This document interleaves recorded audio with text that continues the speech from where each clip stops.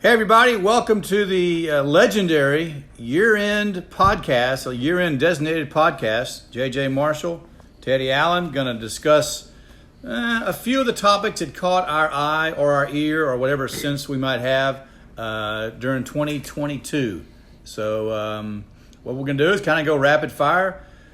Teddy's going to fire one at me. I'm going to fire one at him, and we'll see if he ever stops coughing. And we'll spend about 30 seconds on each one of these topics. Okay. You got it? I'm ready. And we're going to have one off-the-wall category. Okay. Theoretically, these are involving local sports, but we'll stretch that definition as best we can. So, all right. We've enjoyed spending time with either the designated writers or at ShreveportBossierJournal.com, which, of course, is free. Comes to your inbox every morning. So it's been a joy for this first year. We've almost been through 1 year at the SBJ. And a lot of these stories come from that, from our experiences, some of these topics, I should say, come from our experiences with the SBJ this year. All right, I'm going to throw the first one at you, and the first one is going to be LSU football for me. My 30 seconds on that would be a little better than I thought. I didn't necessarily think it was gloom and doom, and they're going to go, 4-8 because they lost to Florida State. I thought the SEC was a little down this year. Obviously, the Alabama win was tremendous. You look back on it and think, well, they kind of pretty much won the games they're supposed to win, which is what Brian Kelly always seems to do. He's very good at winning the games that he is supposed to win. Getting to the SEC championship game is a nice accomplishment. Are they there yet? No, I don't think they're there yet, but they're certainly headed in the right direction. So overall, I think it's a very positive experience for what LSU football did this year. Your thoughts? I thought they'd win 4 games. So unlike you, I thought they'd be terrible. So I'm happy for all my LSU friends, and they earned it. They beat Bam, and they got better. So good for them. My highlight of the year football-wise, I watched every game Louisiana Tech played for the last 2 years. They were 3-9 for back-to-back for the first time in 30 years. And before that, you got to go back like 50 years. So it was tough, but the highlight was going to Clemson. And because I'm from South Carolina, that's the first game I ever went to. I was 10 years old, and some guys who were really old, who were like 21 and 25, they took me. And we stood in the end zone on the hill. Now all that's closed in, but it's 96,000 people there. It's a spectacular place to be. It's like driving through Ruston, and all of a sudden there's a 96,000-seat stadium. So that was the highlight of my football year. All right. And that's just strictly for sentiment, because Tech threw a pick six to start the third quarter, and it was not good after that. All right. Fire away at me. Fire away. My next highlight would be Benton 78, Houghton 71. Me and you have not covered high school ball in a long time. It was a joy out between the Pines and Houghton. Again, 78-71. Houghton, actually, Jason Brotherton and them tried to slow down the game. He would milk the clock, and there were some, run backs, kick returns, and just spectacular. And Brotherton told them after the game, hey, y'all came in second, but people are going to talk about this for as long as they play football in Houghton. When did you get the idea that was going to be something special that night? Well, Brotherton said he knew before the game. He said the day before the game, it might take 60 points to win it. And then after the game, he said, well, I missed it by 20 points. So they had a lot of good athletes out there. And I don't know, halftime, I talked to our old friend David Causey for a minute. He said, something's going on. I said, no kidding. And there was 51 points scored in the fourth quarter. So you couldn't figure that. But unbelievable game. A lot of fun. What did you think when you walked out of that game? I've just seen something I never thought I'd see. And to talk to some of the coaches, and we will never see that again.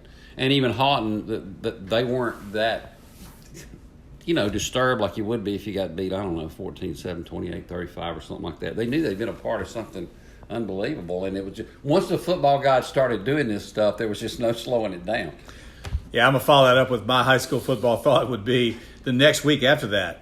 I was going to do a story about just the proliferation of offense in high school football this year, and my thought was going to be to talk to the 2 defensive coordinators for Houghton and Benton and just say, we sometimes you just kind of throw your hands up, you kind of have to laugh. No, neither one of them wanted a part of it. I talked to the head coach first. I said, would you ask your guy? Well, I can ask him, but he ain't going to do it. I can tell you that right now. I did a story about Ben Taylor at Airline for throwing 6 touchdown passes and had the picture of him holding the 6 footballs, and I thought that was just the greatest thing ever. And the next week, Walters throws for 7 touchdown passes. So it kind of got like, what can the next guy do to just stun you? I mean, I think it was defensive were just kind of helped. Just kind of hanging on after a while is what it seemed like. And if you go to ShreveportBozersJournal.com and you do the search engine, JJ wrote a story the 1st of October talking to a lot of coaches about how the things change. Do I put my best players on offense? Am I running up the score? The 7-on-7 help? There's so many things. And just ball's more sophisticated than it used to be. And there's just a lot of good, quick athletes out there.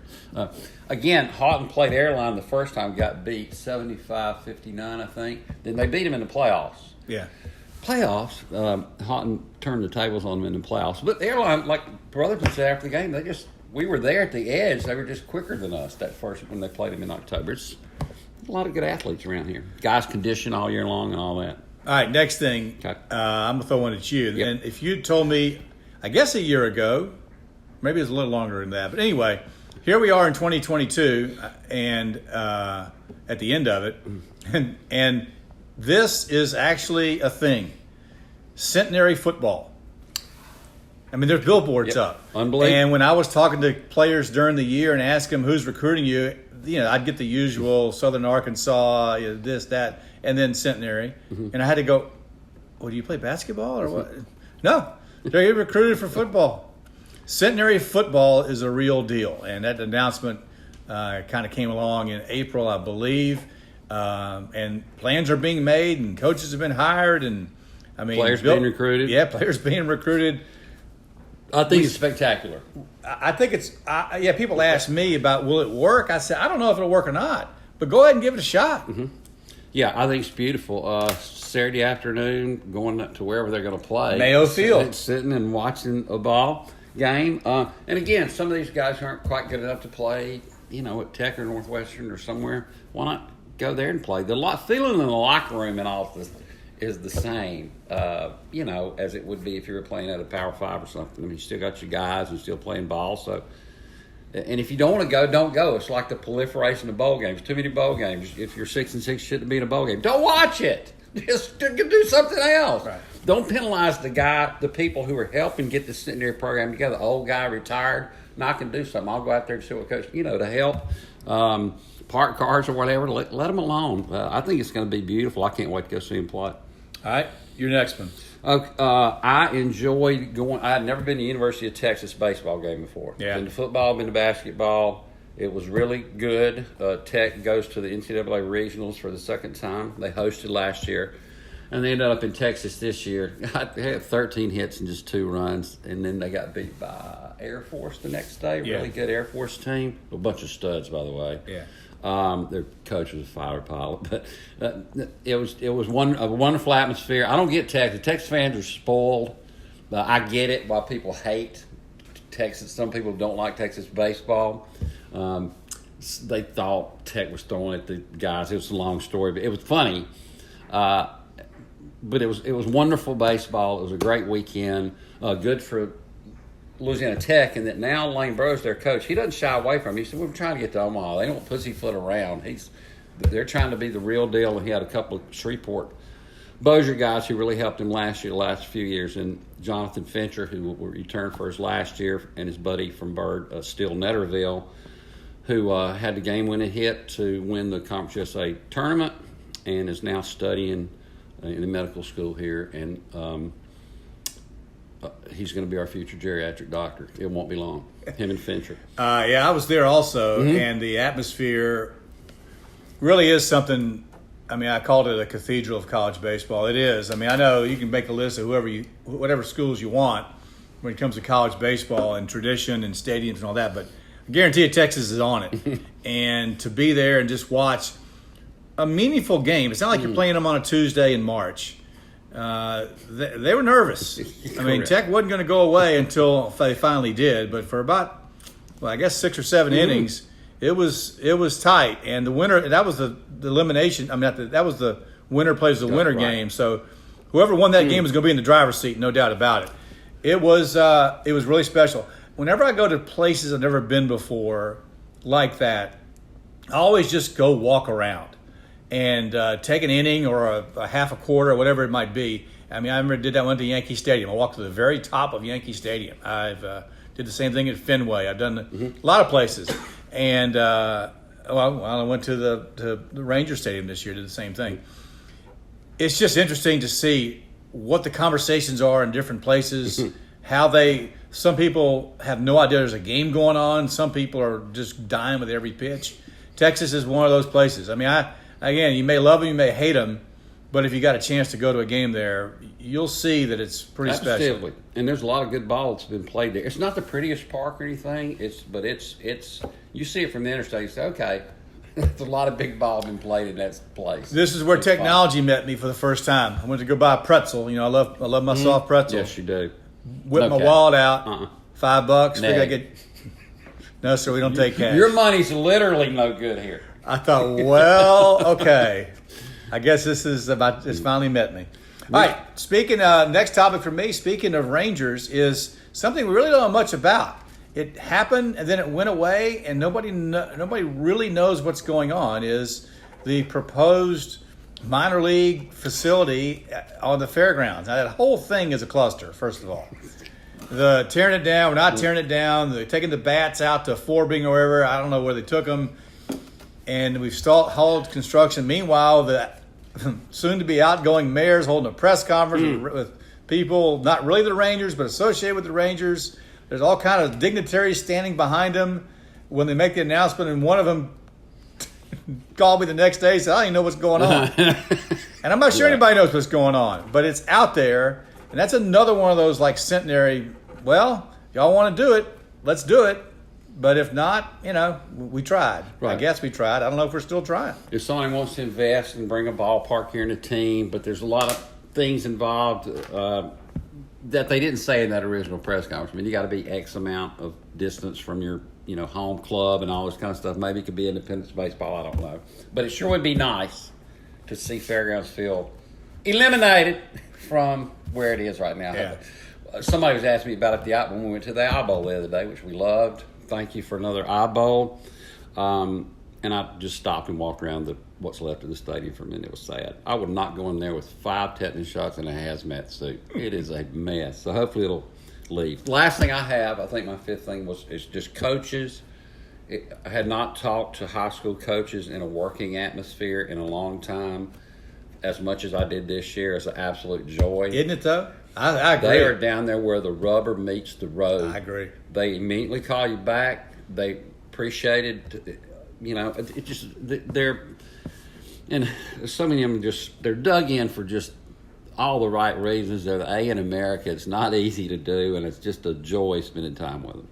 Yeah, on the back end of that is I did a series SBJ about retired coaches, and they all had great stories to tell. But when we posted, the reactions of former players and just people associated with them was really heartwarming to see that, hey, coach, whatever, you really impacted my life, and glad to see you're doing well, that kind of stuff. Right. So, all right, we're going to wrap it up with off the wall. Okay. All right, my off the wall question for you is, you are lover of books and watcher of movies. Mm-hmm.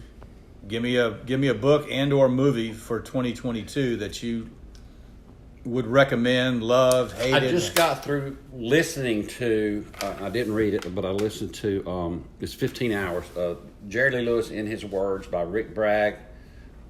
I just think he's a fascinating character. Of course, Jerry Lee Lewis passed away here a few months ago.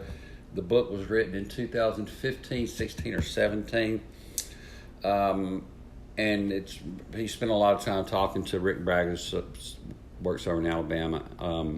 He's just a genius. And I talked to Jerry Kennedy, his producer, who's from Shreveport. Mr. Jerry's retired now up in Tennessee. And he said, too, the guy was he said in the studio sometime with him, he just didn't know what Jerry Lee Lewis was going to do. I mean, he walked up to a piano and just, when he's 7 or 8, he started playing it. It's all made sense. He's like a savant dude. So that was a fascinating. Now, you would not like that book, but I'll think of another. Okay, well, good. No, but it's fascinating just as a person. I mean, he would have been like Tiger Woods as far as golf, and he was way ahead of the game to start with, and then loved to do it. So he played for free all over the place. Of course, he had to play almost for free because he got in a lot of trouble doing this or that. But he was spectacular. All right. Okay, so that's my book for you. Okay. Good. Now, have I got something for you? Yeah, you got an off the wall. Okay. Yes. Bobby Mercer, you loved him. Yeah. God, Oh, you boy. loved Bobby Mercer. So, if Bobby Mercer was still alive, God rest his soul, and me and him are flailing out at Champion Lake, one of us is going down. Who you say? And don't say me because you lied. So anyway, I'm just that's how attached you get to. I mean, you're a good friend. That's how attached you get to your boyhood heroes, man. There's a light, a candle's always burning by the island. It's hard to imagine. I got a chance to say Bobby Mercer. I mean, I got to do it. Yeah. No hard feelings. That'd be well, Yeah, but he's older than you, so I would think that maybe I have to go for the younger guy. Yeah. You don't think? You get Mercer. I'd encourage you to say Bobby. I enjoyed it. All right. Thank you. It's been a fun 2022. Thanks for listening to the Designated Podcast. We'll see you next time.